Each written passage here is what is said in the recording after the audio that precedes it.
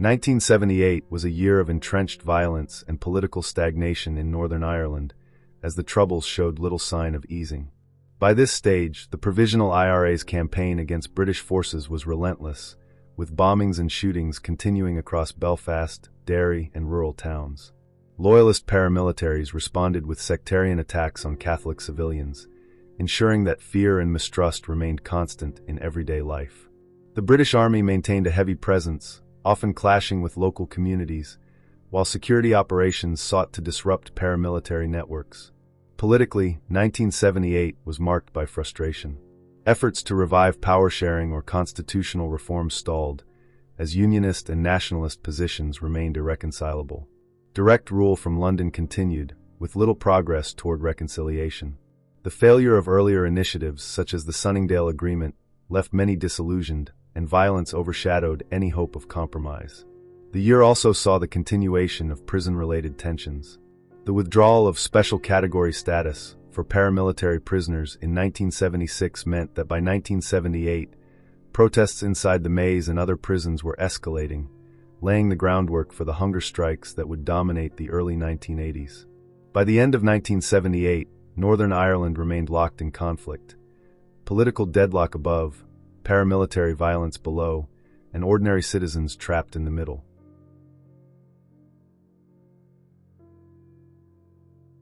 In 1978, Northern Ireland was trapped in a brutal cycle of violence and political failure with no end in sight. This is the story of a year where relentless paramilitary attacks and political deadlock overshadowed any hope for peace, leaving ordinary citizens caught in the crossfire.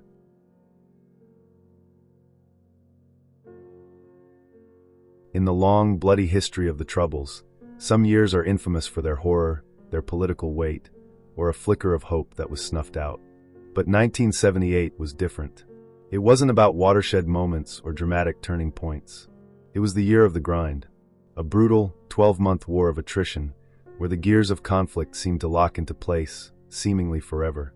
By 1978, any real hope for peace was a distant, almost mocking memory. The year wasn't about breakthroughs. It was defined by a relentless cycle of paramilitary violence, political failure, and a hardening of attitudes that froze the province in place. The only thing that punctuated the stillness was the flash of a bomb or the crack of a rifle.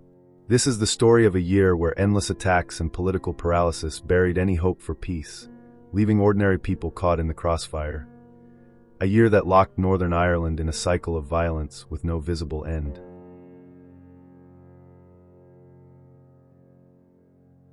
The decade was almost over, but the violence wasn't.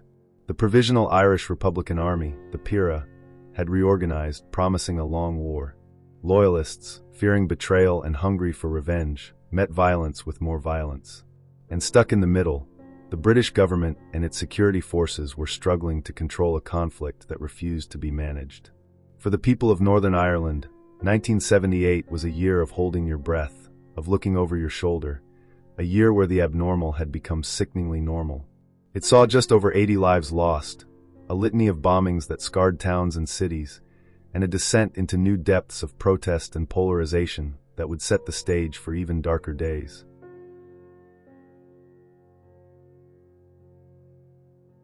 To get a handle on the grim landscape of 1978, you have to look back. The ambitious Sunningdale Agreement of 1973, a blueprint for a power-sharing government between unionists and nationalists, had collapsed in 1974 amid a massive loyalist workers' strike. Its failure killed the most significant political hope of the decade and threw Northern Ireland back into the void of direct rule from London. In the years that followed, the British government tried a new strategy: criminalization. This policy, enacted in 1976, was designed to strip paramilitary prisoners of their special category status. Before this, those convicted of Troubles-related offenses were treated almost like prisoners of war. They didn't have to wear prison uniforms or do prison work. The new policy declared them common criminals. The British government's thinking was that if they could frame the conflict as a matter of law and order, not a political struggle, they could break the paramilitary's claim to legitimacy. The response from Republican prisoners was immediate and defiant. Starting in September 1976 with a prisoner named Kieran Nugent, they refused to wear the prison uniform, choosing to wear only a blanket. This was the start of the blanket protest. It was a battle of wills fought within the stark walls of the New Maze prison, also known as Long Kesh. By the start of 1978, the situation inside the prisons was a powder keg, with hundreds of men on the blanket protest.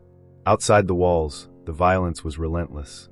The Provisional IRA, having reorganized in 1977 into a more resilient cellular structure, was hitting British Army, Royal Ulster Constabulary, RUC, and Ulster Defence Regiment, UDR, targets hard. In January 1978, an IRA bomb ripped through the Guildhall in Derry, a building only recently reopened after a 1972 attack. Prominent figures stoked the flames. The Irish Taoiseach Jack Lynch called for Britain to declare its intent to withdraw, while Tommaso Fiacco, the Catholic Primate of Ireland, echoed that sentiment, stating his belief that a British withdrawal was necessary to move things forward. These statements brought furious condemnation from unionist leaders like Ian Paisley, who branded Fiacco, the IRA's bishop from Crossmaglen. The political scene was completely stagnant. Unionists refused any power sharing with nationalists, seeing them as a Trojan horse for a united Ireland. Nationalists, alienated by a state they felt discriminated against them, had little hope for reform. A 1978 report from the Fair Employment Agency drove this home, highlighting that Catholic men were more than twice as likely to be unemployed as their Protestant counterparts. This was Northern Ireland in January 1978, politically frozen, socially divided, and simmering with a violence that was about to boil over.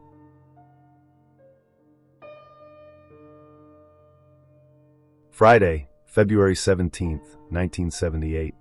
A cold evening in County Down. At the Lomond House Hotel, a popular restaurant just southeast of Belfast, the night was in full swing. The hotel was packed with 450 people. In the Peacock Room, the Irish Collie Club was holding its annual dinner dance. In another room, the Northern Ireland Junior Motorcycle Club was having its own event. Families, couples, friends, people just trying to have a normal night out. They had just finished their first course. Outside, a Provisional IRA unit was hanging a massive incendiary bomb on meat hooks from the window grill of the Peacock Room. This wasn't a conventional bomb. It was a homemade napalm-like device, petrol canisters designed not just to explode, but to create a devastating fireball. The unit then drove off to call in a warning, a standard, if often tragically inadequate, IRA procedure. The public phone was vandalized. They were delayed again at a UDR checkpoint. By the time the warning was finally called in, it was 9 minutes to detonation. It was too late. An officer phoned the hotel, but the man who answered said the bomb had already gone off. At around 9 p.m., the device exploded. It vaporized the petrol canisters, creating an instant fireball that survivors described as being 60 feet wide, tearing through the Peacock Room. The scene was apocalyptic. One survivor said it was like the sun had exploded in front of my eyes. The blast incinerated everything in its path, the heat so intense it melted flesh from bone. The lights went out, plunging the room into dark, choking smoke. Panic erupted as survivors, their hair and clothes ablaze, scrambled to escape the inferno. 12 people were killed, all of them Protestant civilians. They included 3 married couples. 7 of the dead were women. They were burned alive, some so badly their bodies were described as being like lumps of carbon. Another 30 people were injured, many with horrific, life-altering burns. The Lomond bombing was one of the most horrific atrocities of the Troubles. The nature of the attack, a firebomb on a crowded civilian target, caused widespread revulsion, even from within the Republican movement. The IRA issued a swift apology, blaming the botched warning. But for the public, especially the unionist community, the apology was meaningless. Lomond became a symbol of the IRA's capacity for unimaginable cruelty. It was an act that achieved nothing but suffering, and it gouged the sectarian chasm even deeper. Only one person was ever convicted for the massacre. Robert Murphy was given 12 life sentences for manslaughter, but was released in 1995. For the families of the 12 who died, the night of February 17, 1978, would never end.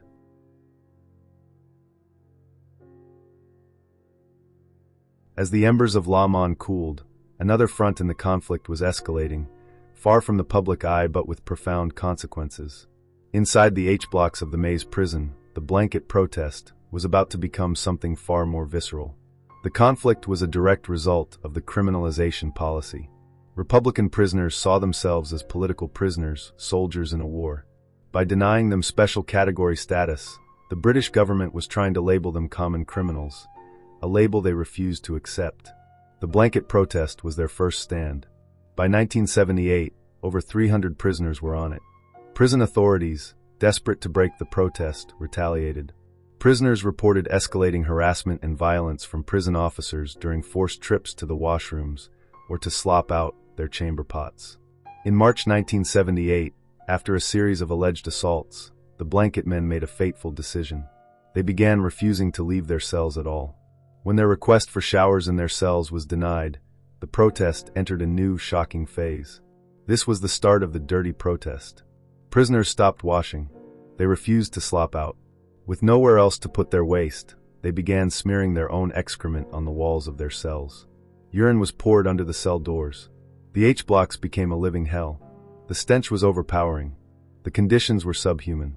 By summer, the protest was growing and starting to get international attention. On July 31st, Tommaso Fiacco, the Catholic cardinal, visited the maze. He was horrified. In a powerful public statement, he described walking through corridors where he had to sidestep pools of urine and seeing cells with filth-covered walls, where prisoners huddled in blankets on rancid mattresses. He famously said, "One would hardly allow an animal to remain in such conditions, let alone a human being." His condemnation put the reality of the H-blocks on a global stage, but it didn't move the British government. For the IRA, the prison protest was now a central battlefield. It was a powerful propaganda tool. To ramp up the pressure, the IRA leadership intensified its campaign against prison staff. Prison officers were no longer seen as neutral civil servants, but as the front line of criminalization. They were soft targets, living in their own communities, often near the families of the men they guarded. Throughout 1978, prison officers and their families were attacked and intimidated. In November, 4 people, including 3 wives of prison officers, were injured by parcel bombs sent to their homes in Lisburn and Belfast. The campaign would reach a brutal peak later in the year, but the message was clear. The war was not just in the barracks and on the border. It was being fought, with increasing desperation and squalor, inside the cells of the maze, and it was spilling out to target the homes of those who held the keys. The dirty protest was laying the groundwork for the even more dramatic and tragic hunger strikes to come.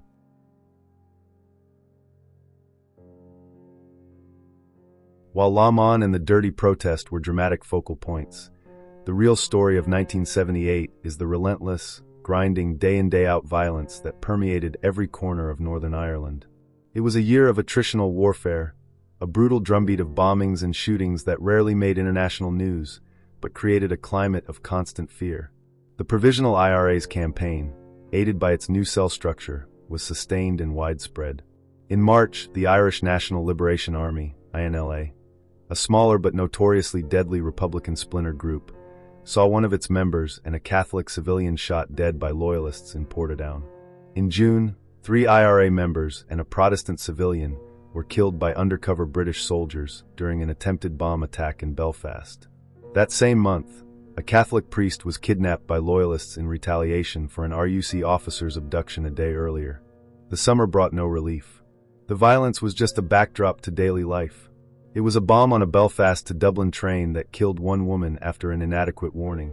It was the sectarian shootings where loyalist groups like the Ulster Volunteer Force, UVF, gunned down Catholic civilians, often claiming it was retaliation for IRA attacks. The logic was cruel. If loyalists couldn't hit the IRA, they would terrorize the community the IRA claimed to defend. By autumn, the violence escalated. In one day in November, the IRA unleashed a wave of bombs across Northern Ireland, injuring 37 people and causing chaos in Armagh, Belfast, Castlederg, Cookstown, Derry, and Enniskillen. That bombing campaign continued, with reports of more than 50 explosions in total over the next week. The IRA followed with a defiant statement, confirming its commitment to a long war. They even extended their campaign to England, with bombs exploding in Bristol, Coventry, Liverpool, Manchester, and Southampton. On the other side, the security forces were in a deadly cat-and-mouse game. Yet the IRA adapted, developing new technologies like radio-controlled bombs, which, while still being refined, were a sign of the deadly evolution of their campaign. Ambushes were a constant threat. In December, 3 British soldiers were shot dead by the IRA during a patrol in the Republican heartland of Crossmaglen. The political landscape remained barren. Public protests often turned violent. An October DUP march in Derry, protesting an earlier nationalist march, ended in clashes with the RUC. 32 police officers were injured. There were no meaningful talks, no new initiatives. The British government remained committed to its security-led approach, while local politicians were locked in their irreconcilable positions. This was 1978, not a year of big battles, but of 1,000 brutal skirmishes. For ordinary people, it meant living with a constant hum of anxiety, the fear of being in the wrong place at the wrong time, of a loved one not coming home. The violence was so entrenched that for many, peace wasn't just distant, it was unimaginable.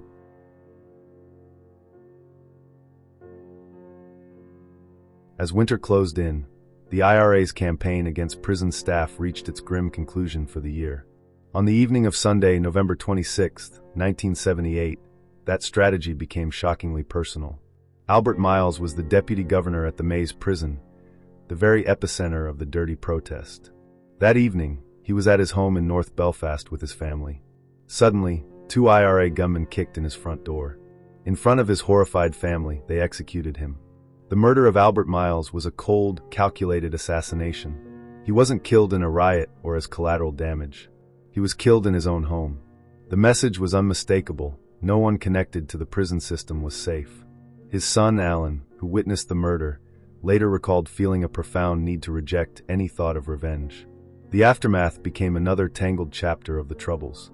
A man named Kevin Barry Art was convicted of the killing in 1983 as part of a Supergrass trial. He escaped the Maze in the mass breakout later that year and fled to the United States, always maintaining his innocence. Finally, in 2020, nearly 42 years after the murder, his conviction was quashed. The court found that police interview notes used to convict him had been fabricated.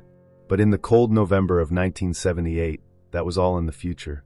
The murder of Albert Miles sent a shockwave of fear through the prison service. It showed the IRA's ruthlessness and their commitment to winning the prison struggle by any means necessary. It was a stark punctuation mark at the end of a year defined by a hardening of hearts, confirming that in the long war the IRA promised, there would be no bystanders and no safe havens.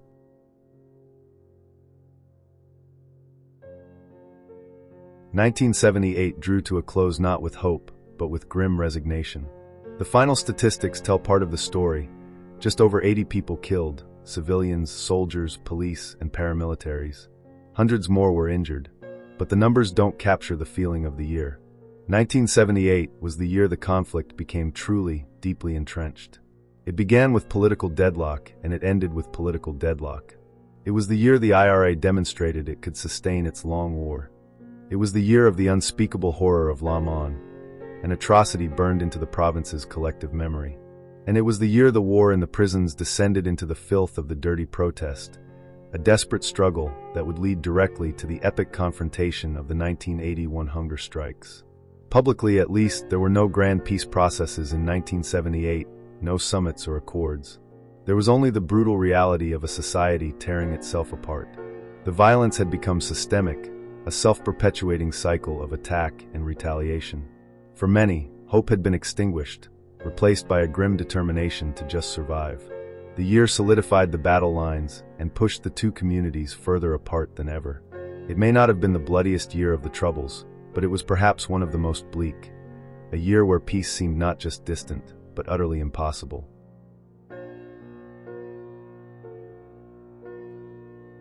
If you find this look into a dark chapter of Northern Ireland's history valuable, please consider subscribing to Emerald Chronicle for more analyses of complex historical events. And we would be interested to read your own reflections in the comments below.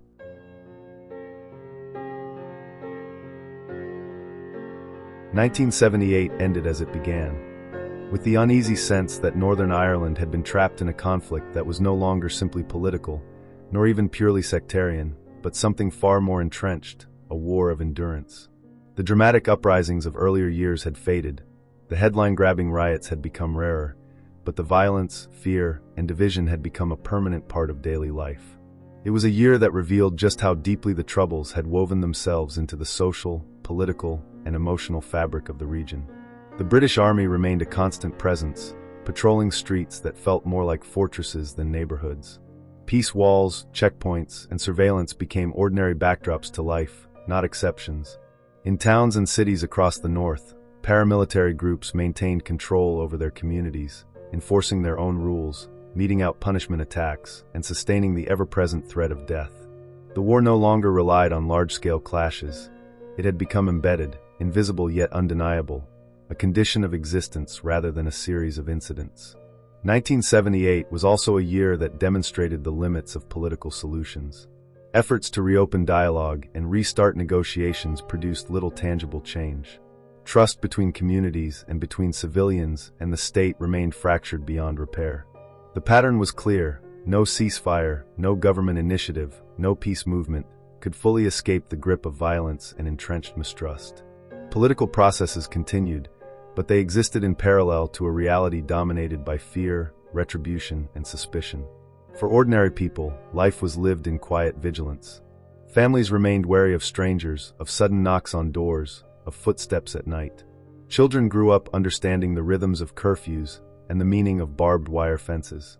Funerals were regular and familiar, a grim marker of the unending toll. 1978 proved that violence did not always roar. Sometimes it persisted as a background hum, steady and ceaseless, shaping society in subtle yet profound ways. The conflict had become self-perpetuating. Each act of violence justified the next, each atrocity reinforced divisions, and each death deepened the collective memory of grievance. By the end of 1978, Northern Ireland had learned to endure the conflict as a permanent condition, one that would continue to shape behavior, politics, and identity for decades to come. The war was no longer a series of discrete moments. It was a continuous, grinding reality.